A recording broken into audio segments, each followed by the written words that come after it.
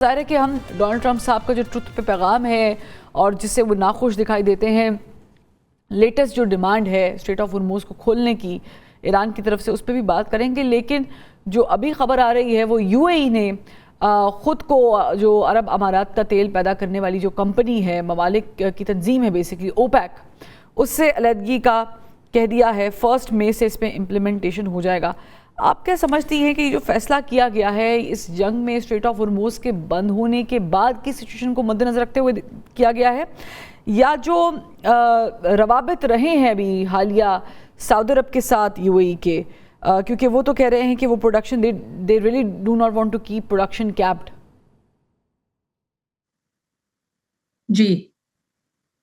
अच्छा, देखें इसमें 2-3 सूरतें हाल हैं। तो सबसे पहली बात देखें, स्ट्रेट ऑफ हॉर्मोज़ को दोनों अमेरिका और ईरान एज़ स्ट्रेटेजिक इंश्योरेंस इस्तेमाल कर रहे हैं अपने-अपने मफादात के लिए। क्योंकि देखें, जो यहाँ पे यूएनसी सी क्लॉज़ लगता है, जो लॉ ऑफ द सीज़ का कन्वेंशन है, और जिसके तहत कोई भी एक कंट्री इस तरह के नेचुरल वाटरवेज़ को बंद नहीं कर सकती। तो एक चीज़ तो लीगल पहलू इसका ये है। सेकंड चीज़, अगर वो कोई भी नेचुरल वाटरवे है, वो एक राइट ऑफ पैसेज है सबका।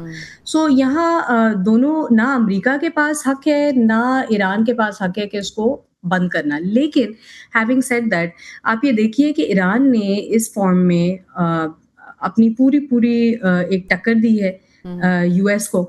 और जहाँ तक बात हुई कि दूसरे अरब ममालिक की, क्योंकि ईरान ने अपनी कुछ शर्तों में ये भी ज़ाहिर किया था पहली जब first and second round of talks के अंदर, कि हमें टोटल कंट्रोल दिया जाए स्ट्रेट ऑफ हॉर्मोज़ का। अच्छा, ये ऑब्वियसली सऊदी अरेबिया को और दीगर जो अरब ममालिक हैं उनको शायद काबिल कबूल ना होती बात, ना सिर्फ अमेरिका को।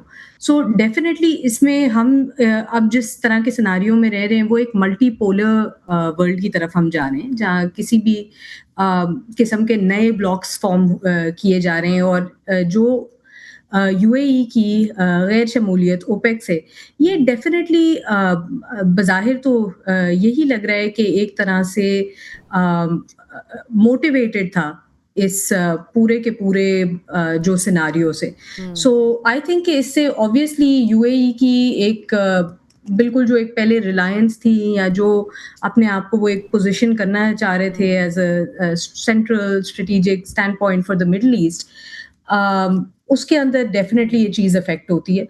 और इससे बहुत ज़्यादा नुकसान होगा जितनी भी ऑयल प्रोड्यूसिंग कंट्रीज हैं दूसरी।